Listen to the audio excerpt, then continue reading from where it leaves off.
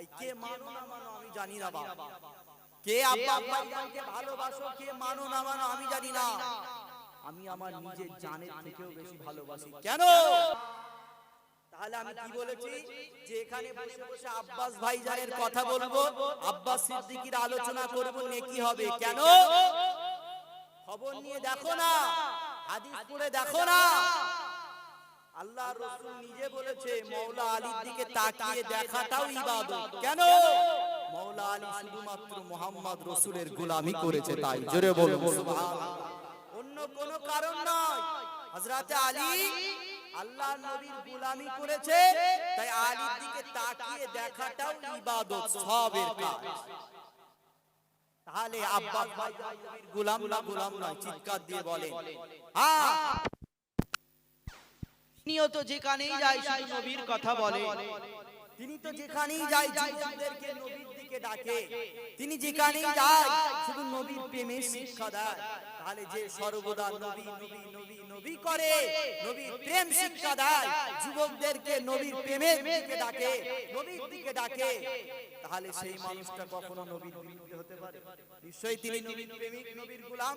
তো নবীর গোলামকে দেখলে যখন নেকি হয়, চ্যালেঞ্জ দিয়ে বলে যাচ্ছি নবীর গোলামের কথা বললেও আল্লাহ নেকি দেয়। জোরে বলুন সুবহানাল্লাহ।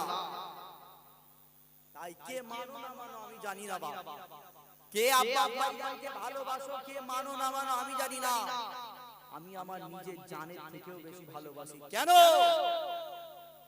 একটাই কারণ, তিনি শুধু মুহাম্মদ রাসূলের গোলামি করে তাই। কেন? বান্দা আল্লাহকে বলেছে আল্লাহ তোমাকে পাবো কি করে, তোমাকে ধরবো কি করে? আল্লাহ বলছে আমি সবার সঙ্গে কথা বলি না। আল্লাহকে ধরতে গেলে আল্লাহ বলেছে হাবিব বলে দাও যারা আমাকে ধরতে চায় তারা যেন সর্বপ্রথম তোমাকে ধরে নেয়। জোরে বলুন সুবহানাল্লাহ। অতএব আল্লাহকে ধরতে গেলে কি করতে হবে? মুহাম্মদ রাসূলকে ধরতে হবে, তবেই আল্লাহকে পাবে। আর মুহাম্মদ রাসূলকে ধরতে গেলে নবীর প্রেমিকগুলোকে ধরতে হবে। জোরে বলুন সুবহানাল্লাহ। আজকে দিনে এই বাংলার জমিনে কে কত নবীর মিলাদ করে, নবীর কথা বলে জানি না। আজকের দিনে এক নম্বরে যদি কেউ নবীর গোলাম, নবীর প্রেমিক হয়ে থাকে, সেটা অন্য কেউ নয়, আব্বাস ভাইজান। জোরে বলুন সুবহানাল্লাহ। অতএব নবীর প্রেমিকের কথা বলবো, সেখানেও আল্লাহ নেকি দেবে। জোরে বলুন সুবহানাল্লাহ।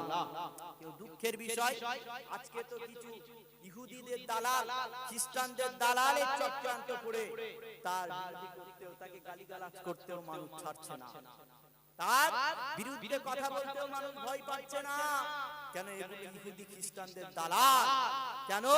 একদল মৌলবি, একদল মাওলানা বেরিয়েছে নবীর বিরুদ্ধে মানুষকে ডাকছে, নবীর বিরুদ্ধে মানুষকে সজাগ করছে। কেন? তারা কিন্তু প্রকৃত মাওলানা নয়, তারা কিন্তু প্রকৃত আলেম নয়। তাদের লক্ষ্য হলো একটাই, নবীর প্রেমিকগুলোকে, নবীর ভালোবাসার মানুষগুলোকে মুহাম্মদ রাসূল থেকে সরাবে। তাদের চক্রান্ত হলো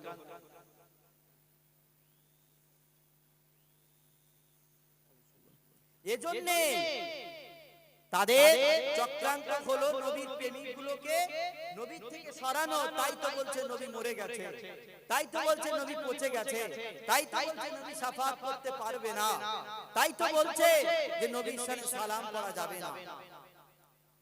কে মানে না মানে আমি জানি না, নবী জিন্দা। কোরআন পড়ে দেখে নিয়েছি, নবী আজও রওজা আকদাসে জিন্দা রয়েছে। জোরে বলুন সুবহানাল্লাহ। মুসলমান ঘরে ছেলেমেয়েরা, বারা তরুণেরা, এ নবী পাকের প্রেমিকেরা, আল্লাহ বাবা নবীকে কত সম্মান কত ইজ্জত দিয়েছে শোনে।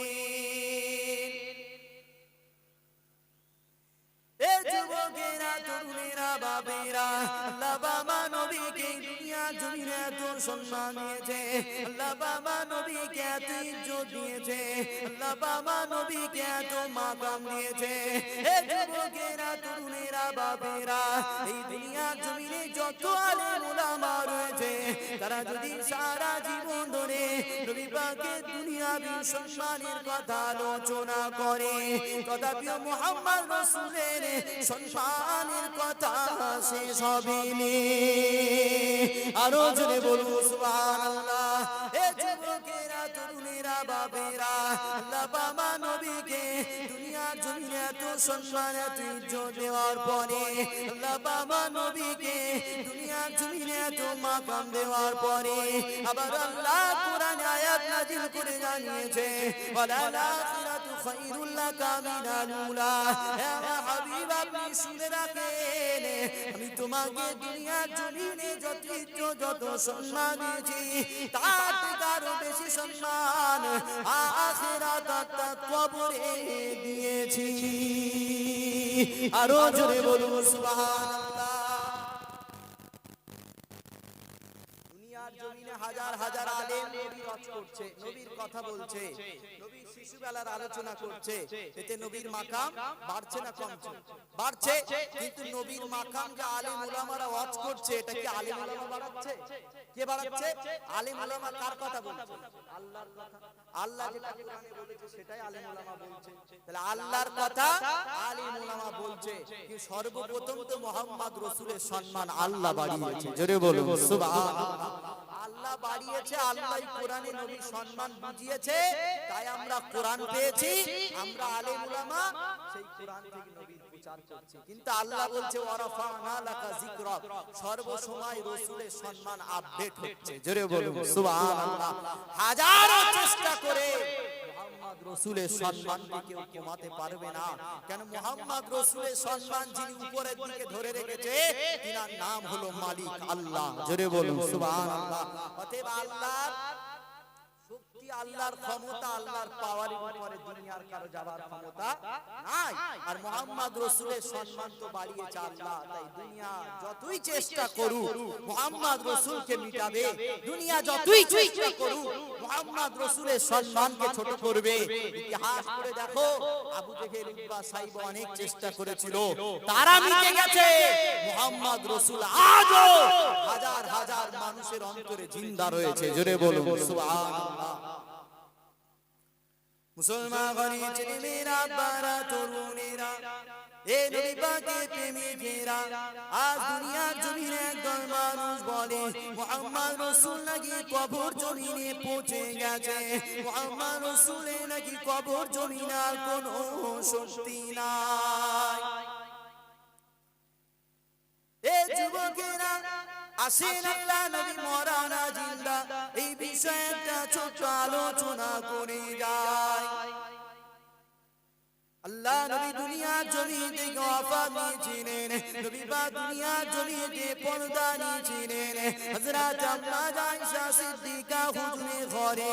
এজন্য নবী পাকের রওজা মুবারক আম্মা আয়েশা সিদ্দিকা হুজুরের ঘরের উপরে।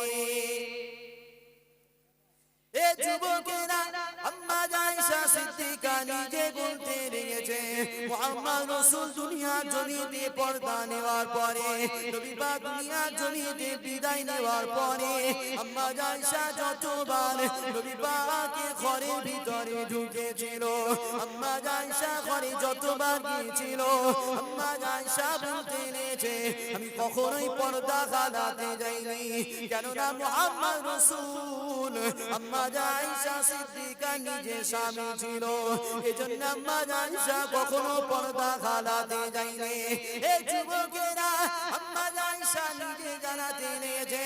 আবারও বেশ কিছুদিন হয়ে যাবার পরে হযরত আবু বকরকে যখনই শোয়ানো হলো, আম্মা আয়েশা সিদ্দিকা বলেন তারপরে আমি যতবার ঘরের ভিতরে গিয়েছি কখনো আমি পর্দা ফালাতে যাইনি, কেননা আবু বকর তো আমার আব্বা জান, এজন্য আমি আয়েশা পর্দা করিনি।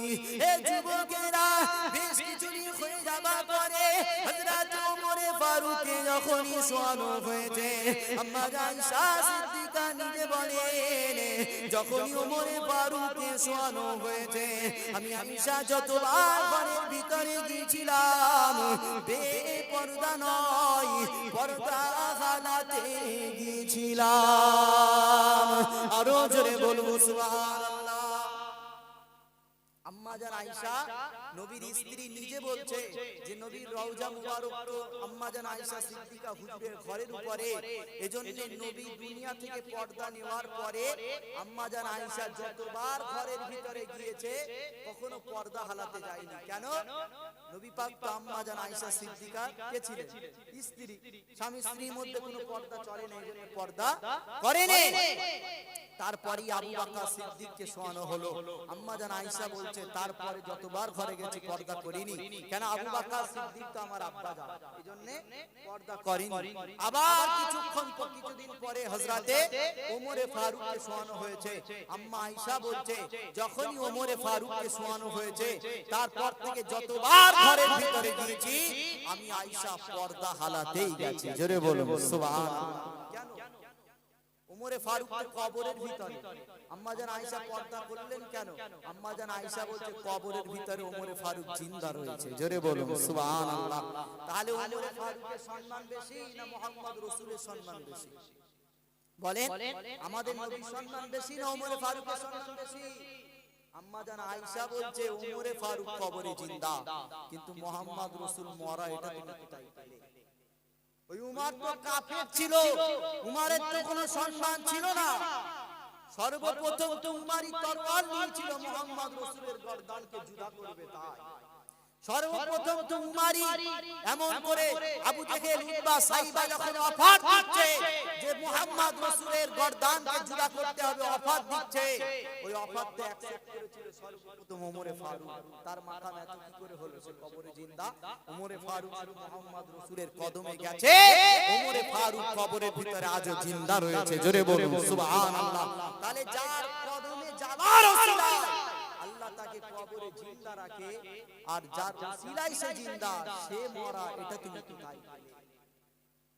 দুঃখের বিষয় আজকে আমরা ইসলামের মাননেওয়ালা, ইসলাম দাবিদার, কিন্তু রাসূল বলেছে তলাবুল ইলমি ফারিদাতুন আলা কুল্লি মুসলিমান ওয়া মুসলিমা।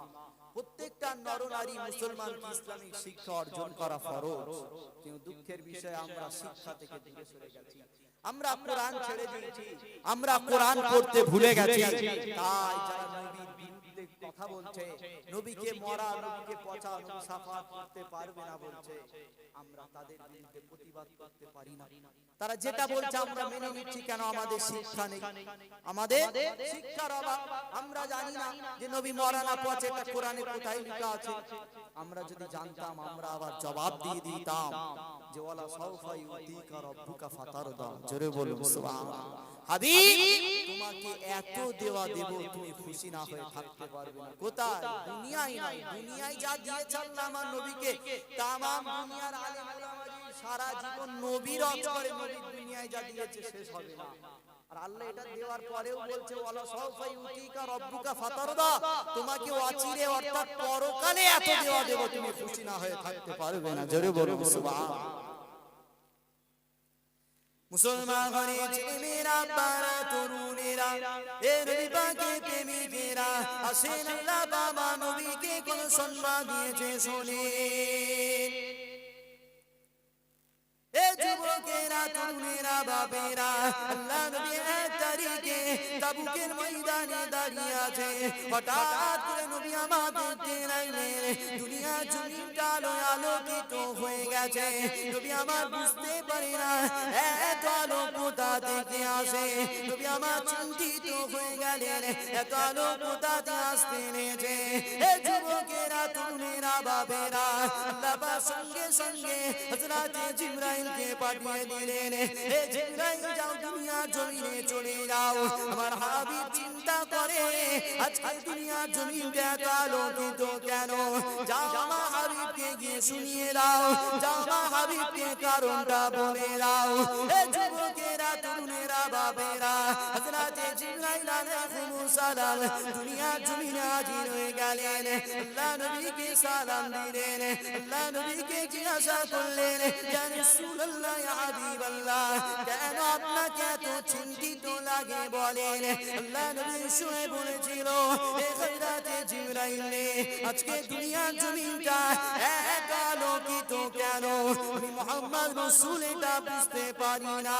হযরত জিবরাইল আলাইহিস সালাম বলেছিল, ইয়া রাসূলুল্লাহ, রাসূলুল্লাহ ইয়া হাবিবাল্লাহ আজকে দিনে আপনার একজন সাহাবা দুনিয়ার জমিনে ইন্তেকাল হয়ে গেছে আজকে আপনার একজন প্রিয় সাহাবা দুনিয়ার জমিনে বিদায় নিয়েছে ইয়া রাসূলুল্লাহ ইয়া হাবিবাল্লাহ একদিকে সূর্যের আলো অপরদিকে ফেরেশতাদের নূরের আলো এজন্য দুনিয়ার জমিনটা আলো আলোকিত হয়ে গেছে এ যুবকেরা তরুণেরা বাবেরা হযরত জিবরাইলের কথা শোনাবার পরে আল্লাহ নবীকে বলতে লাগলেন ইয়া রাসূলুল্লাহ ইয়া হাবিবাল্লাহ আপনি কি আপনার সাহাবা জানাজাটা পড়তে চান বলেন আল্লাহ নবী শুনে বলেছিল হে হযরত জিবরাইল আমি নবী পাক এখন তাবুকের জমিনে রয়েছি আর আমার সাহাবা ইন্তেকাল হয়ে গেছে আমার সাহাবা জানাজা তো মদিনা শরীফে হবে তাহলে কাল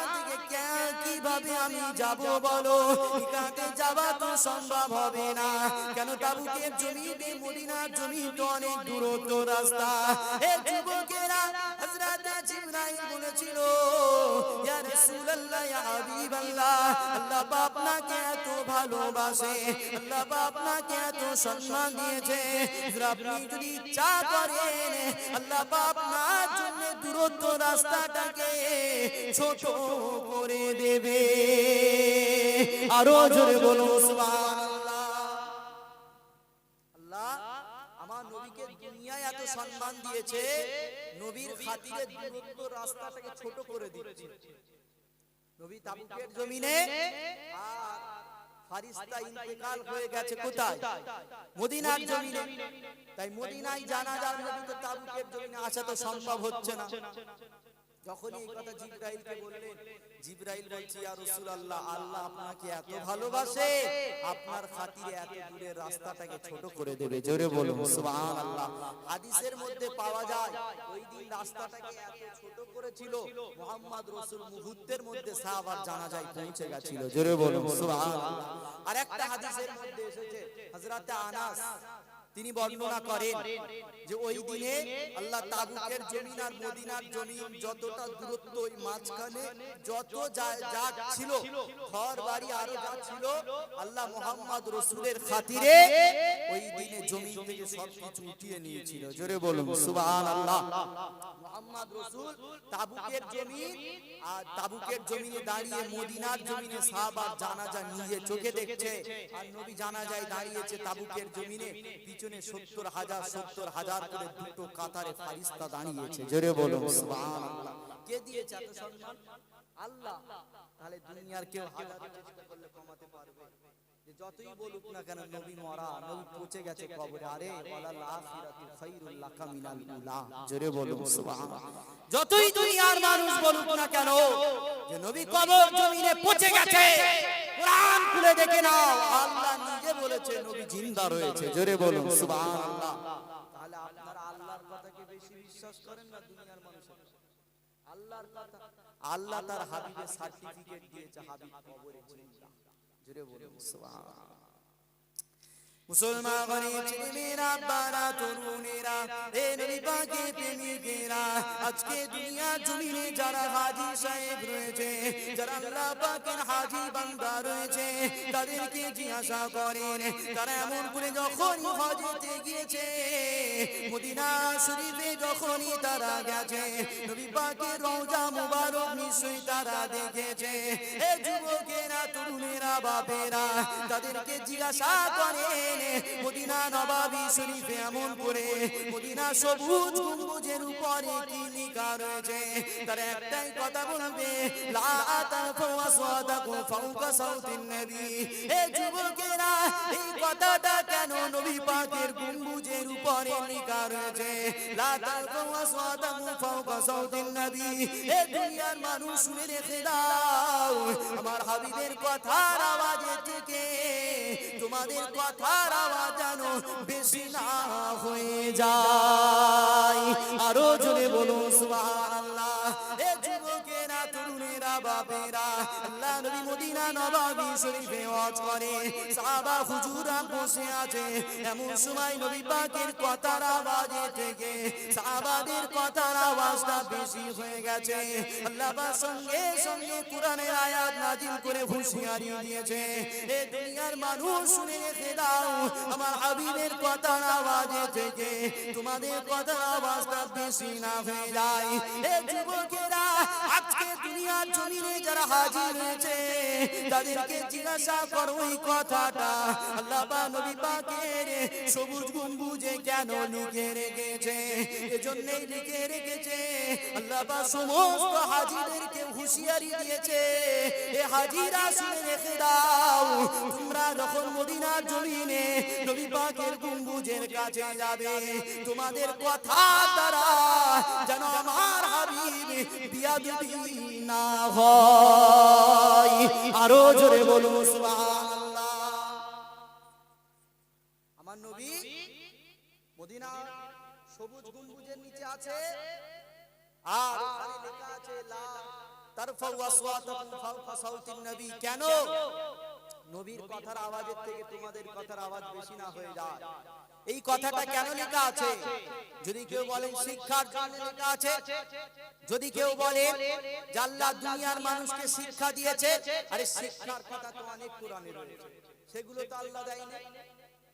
শিক্ষার কথা অনেক রয়েছে, সেগুলো দেয়নি, কেন আল্লাহ এই কথাটা দিয়েছে কথার আওয়াজের থেকে বেশি না হয়ে যায়? মুস্তাফা কবরে আজও জিন্দা রয়েছে, তাই জোরে বলুন সুবহানাল্লাহ।